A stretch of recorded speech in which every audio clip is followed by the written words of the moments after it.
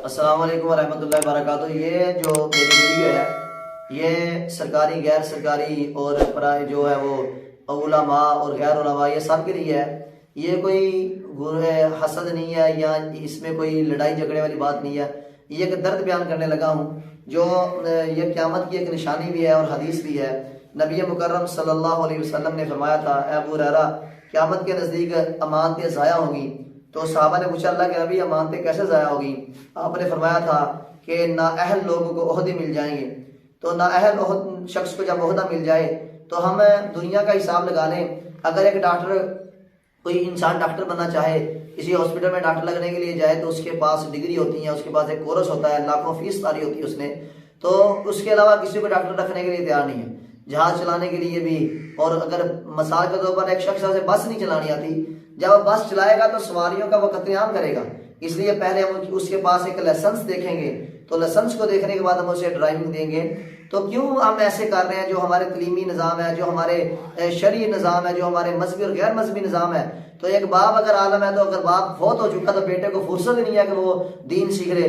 वो उसी तरह बाप की मस्जिद में बैठ जाता है, फिर लोगों को मसाइल बताता है, गलत मसाइल बताता है, गलत लोगों की तरवीज करता है। कुरान उसने पढ़ा नहीं होता, हिफ्ज़ उसने किया नहीं होता, तजवीद उसने पढ़ी नहीं होती। जब बच्चों को कुरान पढ़ाता है तो क्या दीन किसी बाप की लोंडी है कि आप दुनिया के जो काम है वो निखार पैदा करके करो, और दीन जो है जिसका दिल चाहे मदरसा खोल ले, जिसका दिल चाहे फैक्ट्री खोल के बैठ जाए।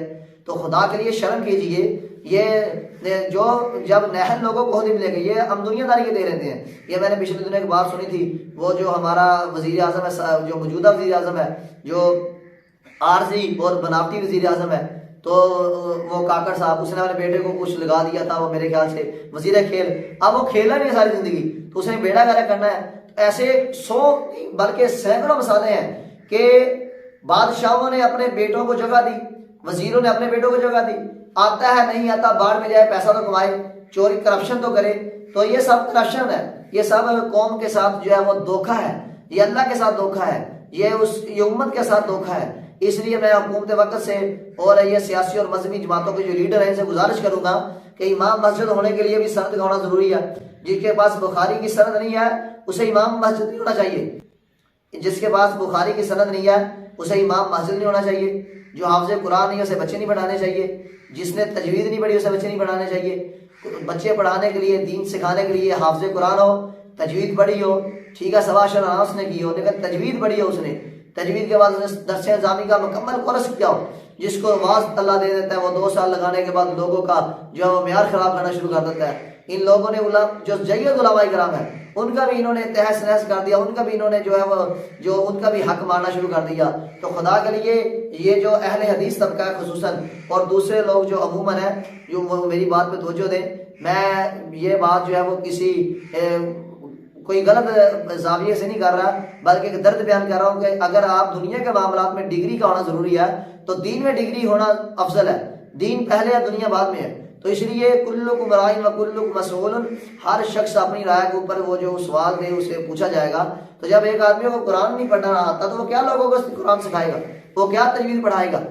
जब उसे हदीस का इस्तखराज का नहीं पता, उसके हदीस के जावियों का नहीं पता, तो वो क्या लोगों को बताएगा? उसने फिर बेड़ा ही गर्क करना है उम्मत का। इसलिए तमाम वो लोग जो मस्जिदों में अपने बाप के बाद जगह या अपनी तरफ से 1-2 क्लासें बड़ी मस्जिद बना ली, मदरसा बना लिया, उनसे गुजारिश है या तो दीन मुकम्मल करें या उन लोगों को होदे दें जो दीन मुकम्मल पढ़ चुके हैं, जिन्होंने बुखारी तक पढ़ा है, जिन्होंने बुखारी से इस्तेफादा भी लिया है। तो ये और जो हुक्मरान है हमारे, इनको भी होश के नाखुन लेने चाहिए, इनको भी शर्म करनी चाहिए। ये भी अपने मफाद की खातर, पैसे की खातर, दुनिया की खातर मुल्क का बेड़ा गर्क कर रहे हैं। जो एक बाप अगर जो वजीर आजम है तो उसकी नस्ल दर नस्ल वो वही चलते आ रहे हैं, उनको रिश्तेदारों को होदे दे रहे हैं, उसे दीन का दुनिया का पता है नहीं पता, उसे कुछ करना आता है नहीं करना आता।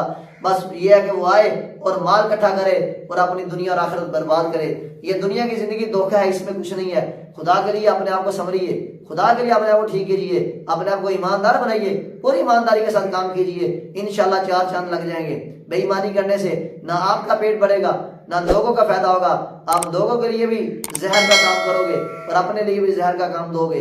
अल्लाह मुसलमानों को हदायत नसीब फरमाए। जज़ाकुमुल्लाहु खैरन।